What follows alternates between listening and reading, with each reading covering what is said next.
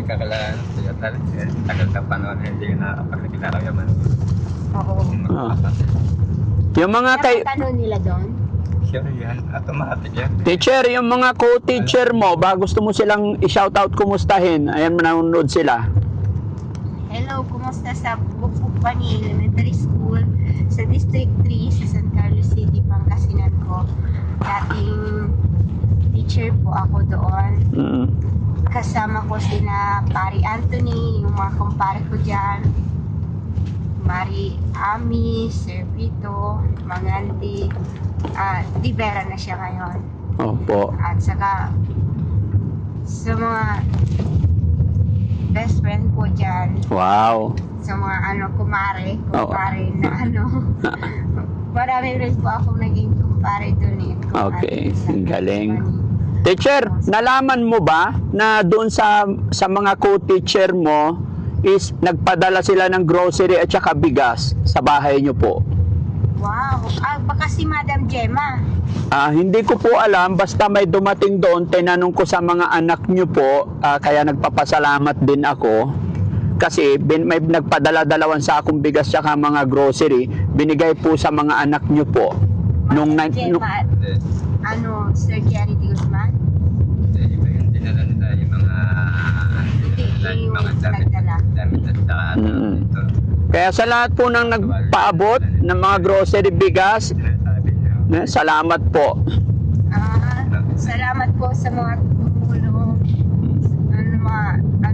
Binigay niyo pong pagkain at sa tulong po sa amin yung mga kumot, damit, Opo. saka sa lahat po ng binigay niyo. Saka may nagbigay din ng 2 papag. Oo, sabi ng asawa ko, pati yung daw dun sa kusina, ginagawa daw yung lababo. Yes, ginagawa ni Tatay Simon. Galing. Ate Wilma ba yun? Ay, Yung dalawang papag ang talan. Oo, yung ninang ni RJ, yung kanyang pinaka-nanay. Galing. Okay. Tapos, sino pa yung mga nagbigay doon? Yung teacher din na nagbibigay ng pagkain kay John Paul everyday. Nagbibigay ng lunch pag nasa school. Madam Delia po, pero hindi na si Madam Delia ngayon, baka si Madam Jenny. Jenny Casillan. Ay, si Geraldine, kung sa high school, si Madam Geraldine Masangkay. Saan kayo? Yung nagbibigay ng food kay John Paul. Opo, yun yung aking yung kaklase. Wow. Elementary at high school. Bait-bait siguro ni teacher, no? Kasi maraming mabait po sa inyo eh. Opo. At saka marami pong kumpare-kumari. Oo. 13, 14, 12. Isa lang. Ito, isa lang. Ay, shoutout mo yung mga kumari-kumpare mo, ma'am. Opo. Sa mga kumpare po namin, kumari. O, kumusta kayo? Saka kay Simon, kay saka Sally. maalala ko at saka sa mga hindi ko naaalala, kayo na lang ang magano sa amin, basta kayo lahat na hindi ko nabanggit na pagpati dito. Kung hindi ko makayo babanggit-banggit, marami kayo. Pinapaabot ko yung pasasalamat at suporta nyo. Tay, shoutout mo na yung mga kumpare mo dun sa kabilang bakod. Yung pagtatlo kayo. Saka may time na sa pamilya pasukin, kumpare ko, Maring Marisa, saka kanyang mga anak na magkakapatid, saka yung asawa niya na nasirang Ruben. Yung pamilya po niya, nagpapasalamat kami kasi nagpadala rin po ng tulong yon sa amin. Opo. Financing, hindi ko parang 1.5. Okay. Basta at least ang laking bagay nung ibinigay na tulong. Hindi lang sa ganun, hindi lang sa financing ko naramdaman na kanilang ginawang pagtulong. Pati yung pagmamahal nila sa akin, sa aming pamilya, hindi sila nakalimot. Mga pasukin po. Okay. At lalo na po sa kanyang anak na alam ko nagpadala ng tulong si Angeli. Maraming salamat. Dahil ipadama niyo dun yung pagmamahal niya sa amin bilang tinuturing niya kung hindi iba sa inyo. Maraming salamat. Siyang kuya, kuya. siyang tatay. Opo. Salamat. Saka yung tikada na napakatagal na panahon, babatiin ko. Sino? Tikada na yan. kababata ko. Ang edad ko siguro, magkakilala kami. Magkasama kayo magkaklase, grade 2 lang hanggang grade 5. Victor Ben. Naalala ko kahapon, nabanggit sa akin ni Ate Rosa. Si Rosa, yung kaklase din natin na kapatid ko. Opo. Na ako nga raw ay pinaalala na sa'yo at nabanggit niya na miss mo na rin niya ako. Ganun din ako sa iyo. Palibasa, isipin mo, kung ang edad natin ngayon ay 6-0, hanggang ngayon, umalis ako, naghiwalay tayo, 11 years old, hanggang ngayon, naaalala mo pa ako. Ibig sabihin, memorable talaga yung ating pagiging magkababata. Opo. Yung Ilang dekada yun, parang kulang limang dekada. Victor Ben, bayaw, ang biro namin nung maliliit pa. Salamat at nabati kita kahit sa ganito lang naihatid ko yung mensahe ko sa'yo. Yun. Nakakalimutan at para sabihin natin na dekada na dumaan, hindi kita makakalimutan. At kung talagang at sa talagang magkaibigan, magkababata, kahit hindi sinasadya, napapanaginipan kita. Ewan ko ba't ganon. Oo. Hindi ko naman sinasabing madalas may time. Napapanaginipan mo pala tayo mga kumpare mo, ha? Victor Ben, happy ako, magkikita tayo kahit anong mangyari. Yun. Sa Nueva Ecija, Taga Nueva Ecija siya. Yun. Alam din pala ni teacher, ha? kasi ganito rin yung view eh. Mas Ganyan mataas pala. lang dito. Mas mataas lang dito. Itong time na to, nasa kami biyahe. Pauwi na kami, galing kaming Baguio, papunta kami ng San Carlos.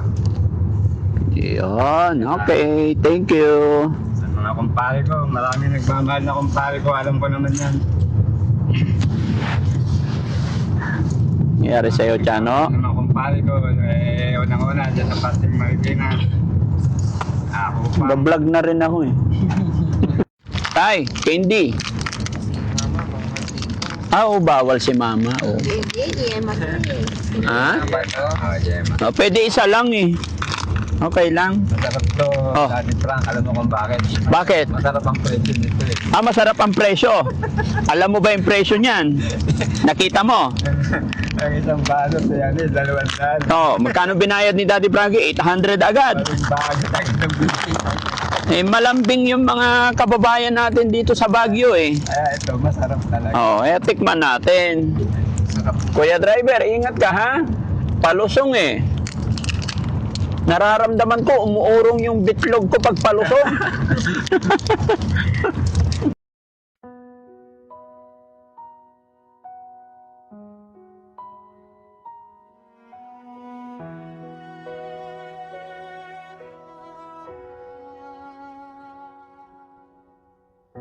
Sa gitna ng gulo ng mundo, may kamay na laging bukas para sa inyo. Hindi hadlang ang pagod at puyat, basta mapuntahan lang kayo. Tutulong sa abot ng kanyang makakaya. Boss GB Vlogs, pagmamahal sa kapwa ay hindi matatapos. Kahit ilang pagsubok ang dumating, hindi ka iiwan. Buong puso ang inaalay para sa mahihirap. Kahit anong problema ang dumating, palaging nandyan pa rin. Boss GB Vlogs, ang sandal. Ang tagal na rin na hindi kami nagkakasama. Marami kaming pinagdaanan na as in, yung sa landas namin nagkawatak-watak. Yung kilos namin, may kanya-kanya kaming kilos. Pero ngayon, andito na si teacher, andito na ang mama nyo, kakaisa na. Opo, magtutulungan po kami. Magtutulungan. Sige, si Aljon muna. Aljon, anong masasabi mo? Andito na si mama. yung dito kay nanay, at tuloy, sa tulong niya po, tuloy-tuloy na rin yung kasama. Salamat po talaga. Salamat talaga. Opo. Kasi po, hindi kami makakakilos ng maluwag kung wala po ang tulong ninyo. Po. Sa tulong din ng DSWD ng San Carlos, Correct. kung nagdala po sa akin doon mga pulis po na tumulong, kung wala po sila, imposible po, hindi po mangyayari ito. Kumbaga, ang laki po ng pagbabago kasi may mga hallucinations talagang nakahalo noon. Malayo sa ngayon kasi masasabi kong kahit pala sobrang gusto mong magsimba, malaking bagay na yun nga, yung hallucination, malaking bagay yung totoong magsisimba ka at hindi mo makakamtan yung gusto mong mangyari. Ay, sinasabing hallucination na sinasabi niya din. Nangyari din sa akin yung hallucination. Yung nangyari sa kay nanay. Hallucination, nagtataka nga ako ba't yung itak. Nung dito, tingnan tatay, diba dalawang itak? Naging isa eh. Hallucination din talaga. Marami din nangyari sa akin na hallucination. Nasubukan ko na rin na nilabasan ng baril na yung kinaladkad, umiwalay yung espiritu ko sa isa, tapos nung binaril yun, naramdaman ko, talagang naparil ako dito, tingnan ko ganyan. May sugat, pero natingnan kong ganun, wala akong. Pero ang number one na message po niya, yung ang pagkamatay, daraanin sa pagtulog. Yung kumbaga, pag natulog ka, yun yung kamatayan mo, paggising mo. Yun na yung panibagong buhay. Tama. Yun ang mensahe po sa akin nun. Okay. Yung etong nangyari po sa akin na ito. Yun lang po ang pinaka-main na niya. Yung nangyari, sabi na natin yung nangyari sa kanya, nangyari din sa akin. Very good. Basta, tayo? Tuloy-tuloy lang tayo. Isipin natin kung paano natin mapapaganda yung buhay natin, no? Isang masasabi ko lang, pamilyang ito sana i-bless ni God. Gabayan sana kayo ni God na malagpasan lahat. Kasi alam ko, nagsisimula pa lang, although malaki na ang pagbabago dahil andyan na si tatay, andyan na si nanay, andyan na si RJ. Opo. No? Alam kong may mga pagsubok pang nakaabang, pero alam ko hindi susuko si RJ, tsaka si tatay, tsaka si nanay na mangangasiwa sa lahat para sa buong pamilya. Gaya po ng napag-usapan namin ni Kuya RJ at saka si tatay habang nandoon, habang papunta rito na dadalhin din natin si Kuya Polivic, di ba? Para maging okay. Pabor ka ba doon Kuya Polivic na Bali ang sa akin siya, yung sa may follow-up check-up, yun ang talagang main ko para kapag interview na ipasado ko, may patunayan pa ako. Oo, very good. Ang sabi naman ni Kuya RJ kasi or napag-usapan namin kahit sa Baguio para mag-stay ka muna doon kagaya kay mama, tignan mo nangyari kay mama mo, isang buwan lang at saka 1 month and 7 days okay na siya and then babalik, tuloy lang ang pag-inom ni mama mo ng vitamins. Pero kung yun ang yung plano, iba yung sa akin talaga. As in, doon ako sa follow-up check-up. Kasi may interview kasi, doon ko talaga, kapag na-interview yun, ipapakita ko yung sarili ko na clear ako. Okay. Polivic, sana sa pagkakataong ito, sumunod ka rin sana sa kagustuhan ng tatay at mga kapatid mo, mama mo, para sa ikagaganda ng buhay ninyo. Sana kahit minsan, sumunod ka rin sana sa decision or payo nila. Kumbaga, kung yun nga, kung isa din, diba, lalo din nyo kami sinama, alam kong nag-usap kayo niyan. Yun na naman tayo, nag-uumpisa na naman tayo na na iniisip nyo. Ako, may problema. Ang inaano po niya kasi, yung pagiging panganay kasi, pagiging isang pari. Yun ang inaano niya, kaya yung sa kanya, malapit siya sa Diyos. Kaya yung inaano niya, mahirap yung pagsabayin yung pagiging isang panganay at pagiging isang makadiyos. Kaya sa kanya, pinipilit niya yung buhay niya, buhay mahirap. Kaya mahirap ipaliwanag yung sa kanyang kasi nga marami siyang obligasyon. Kaya ang inaano niya, subukan muna niyang kasama ang kanyang papa. Kasi nga, yung time na hirap siya, yung wala kanyang papa, wala ako. So, Kumbaga, nasa loob ako, wala akong magawa. Hindi niya, yung pagtulong niya, kulang yung kanyang strength kasi wala ako sa tabi niya na gumagabay sa kanya, wala ang kanyang papa. Kaya gusto muna niyang makapiling yung papa niya, mama niya na yung obserbahan Sige po. muna. Opo, Ano yun. naman masasabi ni RJ? Gusto kong marinig yung kay RJ. Kasi si RJ, na-experience niya yung buhay dun sa Baguio, kung gaano kahirap ang tumayong isang ama at ina na sa kanyang ina, imbis na siya ang gabayan, siya ang gumabay sa akin doon. Opo. At hindi lang ako ang ginabayan niya, pati ibang taong taga doon, nagabayan din niya sila. So, napakabait ni Kuya RJ, no? Talagang Meron siyang natutulungan doon. hanga po yung ipinamalas na pagmamahal ni Kuya RJ, lalong-lalo na sa kanyang pamilya. Oo, doon. Masasabi ni Kuya RJ, huwag kang umiyak. Sige lang. Para maging maayos itong lahat. Hindi lang physically ang kanyang labuo doon, kundi yung pakikisama sa mga tao doon, na ituring niya silang kapamilya lahat. Malaking kapamilya. Sige lang. Hindi isang kapamilya na yung ditong ama, ina ang magkakasama sa isang bahay at yung kanyang pamilyang regular o permanente. Doon, ang laki ng naging pamilya niya. Kahit anong iutos sa kanya, tinatanggap niya. Kaya hindi siya makalimutan doon. Kung pwede nga lang, pati kanyang pag-ibig mabubuo doon. Opo. Yung isa talagang na-inlove sa kanya. Okay. O pati si Daddy Frankie, gusto siyang payuhan kasi nga yung pakikitungo sa kanya na kahit saglit lang na panahon, Okay. maraming nabuong pwedeng pag-usapan na pwede nila tayong tulungan at makipagtulungan tayo sa kanila. Yun ang ibig nilang marinig sa atin, yung pakikipagtulungan natin sa kanila, yung pagiging follower nila. Yan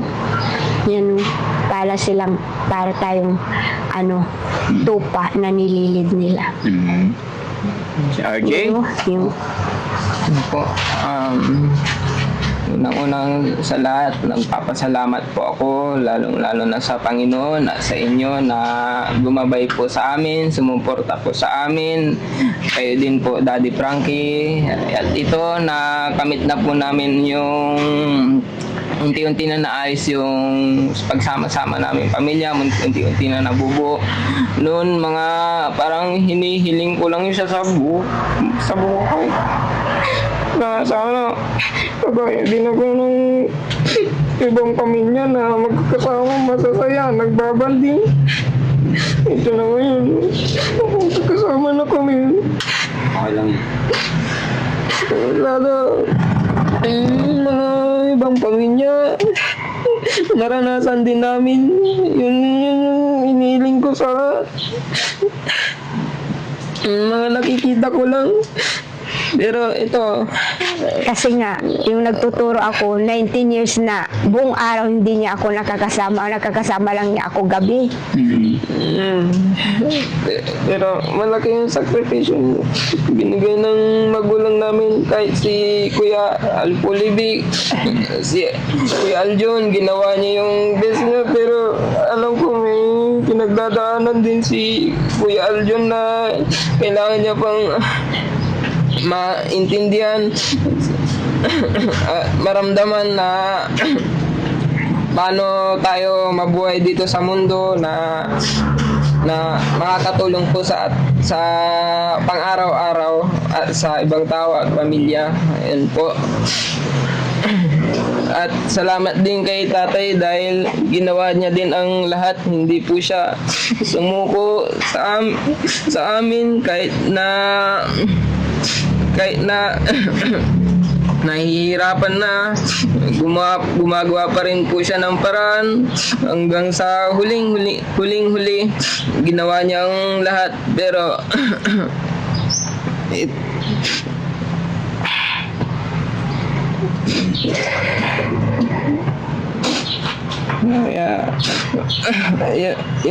yun po ang mensahe ko na masasabi. Na salamat sa itaas dahil magkakasama na po kami. Hindi po kami pinabayaan ng Ama, at kayo rin po, Team Daddy Frankie. Nagpapasalamat po ako sa inyo dahil marami po kayo natutulungan bukod sa amin at mga taong mga taga-subaybay. Gusto niyo po kumuha niya, no? Hindi nyo po sila pinabayaan. Alagaan niyo po. Ang gaganda po, oh. Pinaramdam nyo sa kanila ang Para remembrance man lang, oh. ang dapat Maganda sa po eh. pamilya na pagmamahal. Tuloy-tuloy lang tayo, no? Huwag tayong mawala ng pag-asa. Gaya ng sinabi mo, dyan si Kuya Polivic, si Kuya Aljon, kay Tatay, tsaka si John Paul, no? Si Tatay, Tay, anong masasabi mo, Tatay, sa iyong mga anak na nandito na, kumpleto na kayo? Unang-una po sa lahat ang Panginoon na nagparamdam po sa amin na talagang kami pinag-isa sa araw na to. Na kahit tagal na panahon na hindi ko sila nakapiling. Bagamat labag sa kalooban kong lumayo sa kanila. Pero ito, sa oras na to, pinagsama-sama kami upang ipadama ng Panginoon sa amin, Anak, pamilya, bili ka ng ano, na ng soft drinks. ibibigay niya lahat ang gusto mong kahilingan sa kanya, basta manampalataya ka lang sa Bili, kanya. tata. Yun nga, nangyari sa araw na to. Sige na, Yung punta ka mo. pamilya ko, magkakasama na kami ngayon. Hindi. Lalo tigit, Bibili ako. itong mga anak ko na kahit nagkaganito lang ako na matagal na hindi ako nakita, pagbabalik wala silang pagbabago sa akin. Talagang minahal din nila ako ng gusto. Ipinadama nila sa akin na yung pagmamahal nila sa akin ay buhos at hindi mawawala sa kanilang mga puso yung kanilang pagmamahal sa akin bilang magulang nila. At sa nanay nila na ganito na alam kong nagmamahal din sa kanila. Hindi rin nila pinabayaan kahit ganito ko. Dahil dyan lang siya sa pinaglagyan, Kuha ka ng lapis at papel Kahit ganito na, na magsusulat ako ng number sa loto. tulugan, kanyang pinaglagyan, hindi siya pinabayaan. Hanggang sa... Kasi baka sakaling makatulong sa inyo. Kasi yun daw ang may tutulong nila sa akin. Tay, anong may papangako mo kay nanay ngayon? Hindi ko na po siya pababayaan, hindi ko na iiwanan silang... Hindi mo na pababayaan, hindi mo na sila iwanan. Very good. Hindi ko na sila pababayaan. Okay, so yun, mga kababayan, mga kabarangay, maraming salamat una sa ating Panginoon dahil eto, nagkaroon na ng chance, pagkakataon na magkasama-sama na sila. Pagkamat wala si Bonso dahil nag-bike daw siya, pero eto, nakauwi na si nanay, na maayos na, andyan na rin si tatay. So, medyo pagod po sila mga kababayan, kaya bigyan din natin sila ng chance para sarilihan sila, mapag-usap-usap din sila na wala tayo para magkaroon din sila ng bonding family. Di ba, Polivic? Alam ko, sabik ka sa iyong nanay. Ganon din si Kuya Aljon. Si Kuya Aljon, may gusto ka ba sabihin?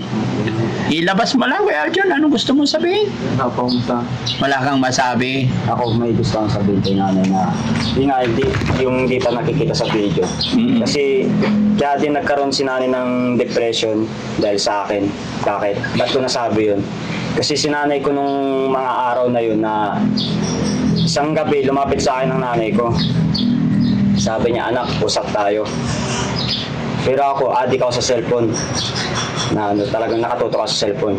Binaliwala ko yung kagustuhan ng nanay ko. Which is, pagkakamali ko yun. Kaya, yung... Let's ka kay Imbis na nanay. may kadamayan siya,